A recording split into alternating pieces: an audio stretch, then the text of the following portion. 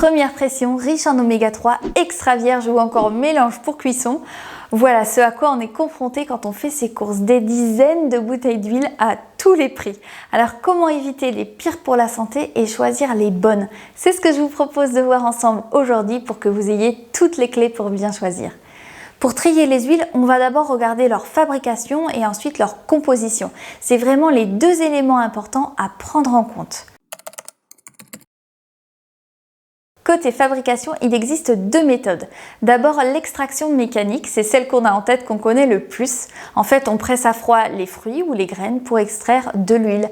On la centrifuge ensuite, on la filtre et puis on la met en bouteille. On obtient donc de l'huile vierge, première pression à froid. La deuxième méthode, c'est l'extraction industrielle. Cette fois-ci, le pressage s'accompagne d'un chauffage à haute température et de l'ajout de solvants. Le solvant le plus utilisé, c'est l'hexane, une essence issue du pétrole pour extraire un maximum d'huile des fruits ou des graines.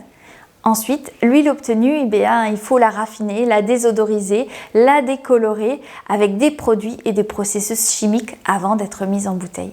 Donc cette méthode, elle est très utilisée parce que c'est celle qui donne les meilleurs rendements. Donc économiquement, c'est le plus intéressant pour les industriels. Par contre, pour la santé, on voit bien que c'est pas toujours forcément l'idéal. Pour savoir si une huile est raffinée ou non, il suffit de regarder sur l'étiquette. Si c'est seulement marqué huile plus nom de la graine ou du fruit, alors c'est une huile raffinée. Au contraire, si c'est une première pression à froid, vous aurez une mention sur le devant de l'emballage ou alors derrière dans la partie ingrédients. Et le bio alors? Quand une huile est bio, ça signifie que les graines ou les fruits utilisés pour fabriquer cette huile sont biologiques, ce qui est évidemment un plus. Autre détail de fabrication qui a son importance, c'est la bouteille. Les bouteilles en plastique sont faites en PET et on sait qu'il y a une migration possible entre le plastique de la bouteille et l'huile. Des toutes petites quantités de plastique rentrent dans l'huile et inversement, de l'huile rentre dans le plastique. Alors bien sûr c'est contrôlé, les quantités elles restent infimes dans des seuils autorisés, mais néanmoins c'est quand même présent. Et puis souvent ces bouteilles en plastique elles sont transparentes et certaines huiles sont fragiles à la lumière et à la chaleur. Et c'est notamment le cas des huiles pressées à froid ou des huiles riches en oméga 3 comme le colza. Donc pour votre santé, le mieux c'est de prendre des huiles première pression à froid qui sont dans des bouteilles en verre teinté ou fumées. Si cette vidéo vous intéresse, pensez à la liker pour soutenir la chaîne et pourquoi pas à vous abonner pour ne pas rater les prochains décryptages alimentaires et les idées de recettes saines. On vient de voir ensemble comment reconnaître la meilleure fabrication possible pour votre santé. Maintenant, il reste à choisir l'huile qu'on va utiliser. Est-ce que c'est de l'huile de colza, d'olive, de tournesol, de noix? Et pour ça, on va regarder leur composition et l'utilisation qu'on veut en faire. Il y a trois grandes sortes d'huiles dans l'alimentation. Les huiles saturées, les monoinsaturées et les polyinsaturées. Les huiles saturées sont des huiles dites stables, c'est-à-dire qu'à la cuisson, elles ne vont pas se modifier. Leur squelette chimique reste toujours le même. On les reconnaît facilement parce que ce sont des huiles qui figent à température ambiante, comme l'huile de coco ou l'huile de palme, ou encore les graisses animales comme le beurre, le ghee. Ce sont des graisses par contre qu'il faut consommer en quantité limitée pour la santé du système cardiovasculaire, mais elles restent intéressantes pour la cuisson notamment. Les huiles monoinsaturées, ce sont des huiles avec une double liaison chimique, c'est-à-dire qu'elles sont un petit peu plus instables, contrairement aux huiles saturées, et leur squelette chimique peut varier un petit peu. La plus connue, c'est l'huile d'olive, très riche en acide oléique, qu'on appelle aussi oméga 9, et qui est mise à l'honneur dans le régime méditerranéen. Et puis le troisième type, ce sont les huiles polyinsaturées, donc c'est-à-dire des huiles très instables. Leur squelette chimique peut se transformer facilement. Elles sont très sensibles à la lumière, à la chaleur et elles s'oxydent rapidement. Par contre, elles sont très intéressantes pour la santé parce qu'elles sont riches en acides gras essentiels comme les oméga 3 et les oméga 6.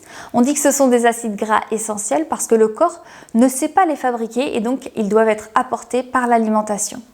Donc si vous voulez une huile pour vos assaisonnements ou pour vos vinaigrettes, alors le mieux c'est de choisir une huile monoinsaturée ou polyinsaturée.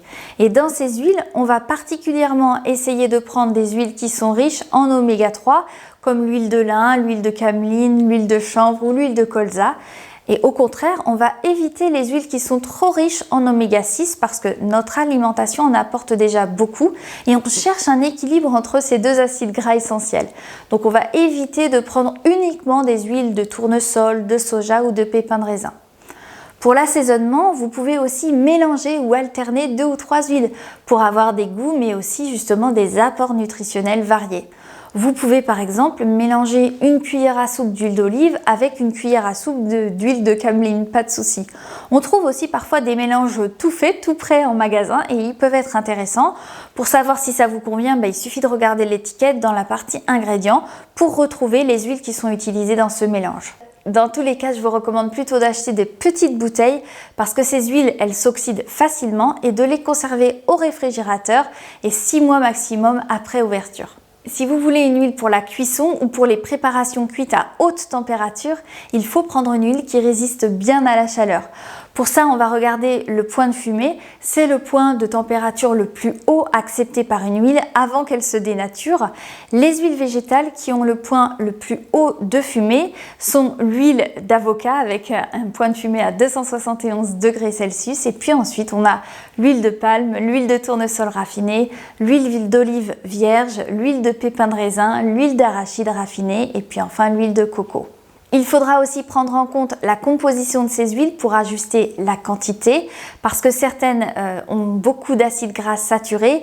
C'est le cas de l'huile de palme ou de l'huile de coco. Il faudra aussi prendre en compte les huiles qui sont riches en oméga 6 comme les huiles de tournesol ou de pépins de raisin pour essayer d'équilibrer ses apports entre oméga 6 et oméga 3 sur le reste de son alimentation. J'espère en tout cas vous avoir aidé à vous y retrouver un petit peu plus parmi toutes ces huiles. Si les décryptages alimentaires vous intéressent, je vous laisse regarder cette vidéo sur les sucres pour savoir lequel choisir au quotidien, lequel est le meilleur pour votre santé. Moi je vous dis à très bientôt et en attendant prenez bien soin de vous.